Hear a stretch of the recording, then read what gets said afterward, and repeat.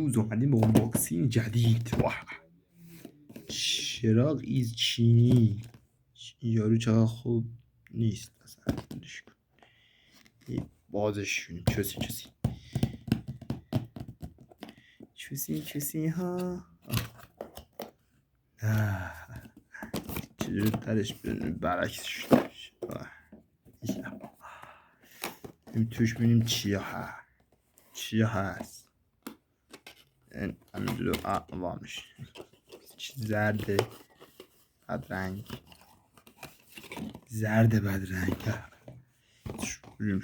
این کارتونش چراغ ببینیم روشن میشه یا نه. این سرش واشر زدن. اوه خوب این فکر کنم جای شارژش باشه.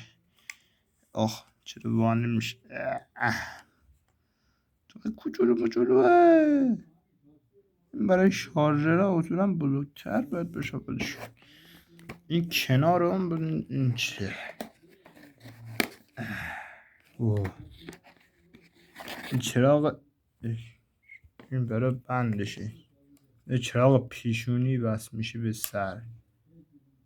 اینو ولش کن. بریم این محتویات داخلش چیه. این که شارژرش هیچ. این یه چی دیگه هم هست. این توش هیچ نیست. این رابطشه فکر کنم وصل میده تو این. آره روشم چینی مینی نوشته. ولش کن. رابطی که وصل میشه میره تو این. تو سوراخ داره که به اینا میخوره. بعد این میخوره به پریزهای ما.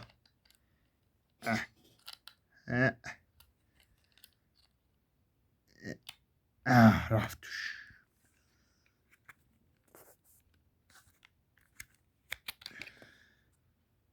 چرا کج اینگه. اوکی این مشکل داره. رفت توش. دیدی؟ اینش هم که از این چیزها داره که باید بازش شد.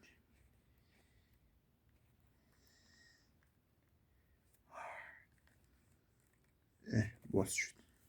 اینقدر کلا یه چوسه سیم داره. نه یه چوسه سیم داره. اینو ببینیم بریزیم توش. اینو آخ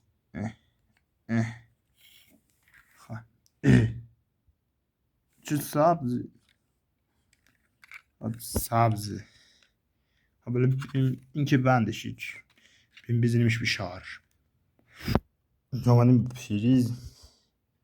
نمیدونیم توی پریز این چرا خودی کج اینگر که مسئله نیست. رفتوش قرمزه. این فکر کنم شارژ بشه این سبز میشه دوباره. خب اینقدر ویدیو آنباکسینگ این شارژر این چراغ خیلی کوچیکی ولی انصافا شارژ نورش خوبه. راضیم. لایک و سابسکرایب یادتون نره.